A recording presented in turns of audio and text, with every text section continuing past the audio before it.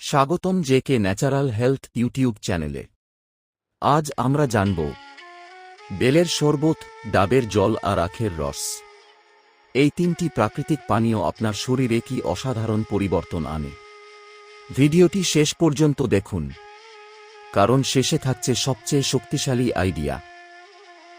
ভারতীয় বেল বনাম ডাবের জল। গরমে শরীরকে সতেজ রাখতে কোনটি বেশি ভালো, বেলের শরবত নাকি ডাবের জল? এখনও যারা চ্যানেলটি সাবস্ক্রাইব করেন নাই, এখনই সাবস্ক্রাইব করুন। নিত্য নতুন ভিডিও পাওয়ার জন্য আপনাদের লাইক কমেন্টে আমাদের অনুপ্রেরণা জাগায়, তাই সাথে থাকুন।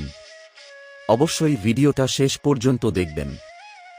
ভারতে গ্রীষ্মকালটা অন্যরকম লাগে। গরমে শুধু আমাদেরকে ঘামাই না, একেবারে কাহিল করে দেয়। দুপুর 2টার মধ্যে আপনি প্রায় একটা চলন্ত জলের পুকুরে পরিণত হন এবং আপনার শরীর ঠান্ডা, সতেজকারক কিছুর জন্য আকুল হয়ে ওঠে, এমন কিছুর জন্য যা আপনাকে আবার প্রাণশক্তিতে ভরপুর অনুভব করাবে। আর ভারতে আপনার কাছে অনেক বিকল্প আছে। ডাবের জল সর্বত্র পাওয়া যায়, আপনি প্রায় যে কোনো রাস্তার মোড় থেকেই একটি কিনে নিতে পারেন। কিন্তু তারপরে আছে বেল, যাকে উড আপেলও বলা হয়। এই গোল ফলটি বহুকাল ধরে প্রচলিত এবং গ্রীষ্মকালে মানুষ এর ওপর পুরোপুরি ভরসা করে। তবে প্রশ্নটা আসলে জটিল নয়।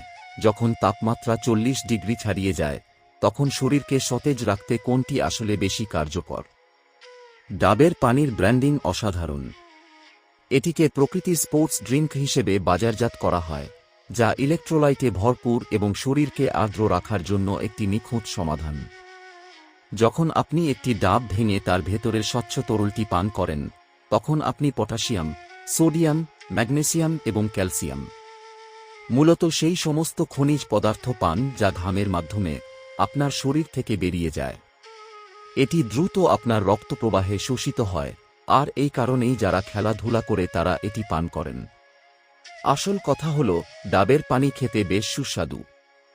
এটি মিষ্টি, সতেজকারক এবং কোনো রকম প্রস্তুতি ছাড়াই সরাসরি পান করা যায়।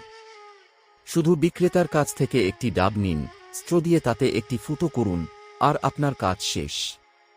বেশিরভাগ মানুষের জন্য শুধুমাত্র এই সুবিধাই এটিকে গ্রীষ্মের পছন্দের পানীয় করে তোলার জন্য যথেষ্ট।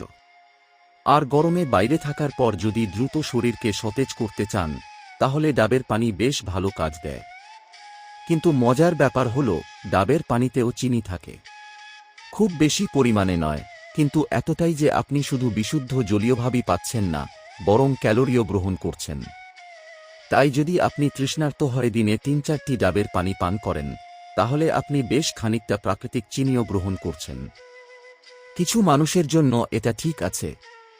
অন্যদের জন্য, বিশেষ করে যারা তাদের গ্রহণ করা খাবারের পরিমাণ সম্পর্কে সচেতন, তাদের জন্য এটি একটি গুরুত্বপূর্ণ বিষয়। আখের রস সংরক্ষণ এখন সহজ। এটিকে সতেজ ও সুস্বাদু রাখার কিছু উপায়। ফ্রিজে আখের রস সংরক্ষণের সবচেয়ে সহজ উপায়। এই গাছের রস সংরক্ষণের সবচেয়ে সহজ পদ্ধতি হল ফ্রিজে রাখা রস বের করার সাথে সাথেই এটিকে একটি বায়ুরোধী, পরিষ্কার বোতলে ভরে ফ্রিজে রাখুন। পান করা সহজ করার জন্য আপনি এতে লেবুর রস, মধু বা ক্যালোরিমুক্ত মিষ্টি যোগ করতে পারেন। স্বাদ ও স্বাস্থ্য উপকারিতা বাড়াতে আদা যোগ করা যেতে পারে।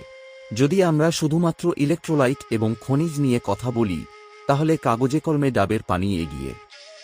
এতে পটাশিয়ামের পরিমাণ বেশি, সোডিয়াম বেশি এবং সামগ্রিকভাবে খনিজের ভারসাম্য ভালো। এ কারণেই যদি আপনি প্রচণ্ড ঘামেন বা গরমে ব্যায়াম করেন, তবে এটি সত্যিই উপকারী। আপনার শরীরের এই খনিজগুলো পুনরায় প্রয়োজন, এবং ডাবের পানি দক্ষতার সাথে তা সরবরাহ করে। বেলের মধ্যে একই ইলেকট্রোলাইট প্রোফাইল নেই, তবে এতে অন্য কিছু আছে, যেমন ট্যানিন, ফাইবার এবং এমন কিছু যৌগ যা হজমে সাহায্য করে ও শরীরকে ঠান্ডা রাখে। তাই যদি আপনি শুধুমাত্র কোনটি বেশি হাইড্রেট করে এই ভিত্তিতে তুলনা করেন, তবে ডাবের পানি এগিয়ে থাকবে। কিন্তু হাইড্রেটেড থাকা শুধু খনিজের উপর নির্ভর করে না। এটি আপনার শরীর সামগ্রিকভাবে কেমন অনুভব করে এবং কিভাবে কাজ করে তার উপরও নির্ভর করে।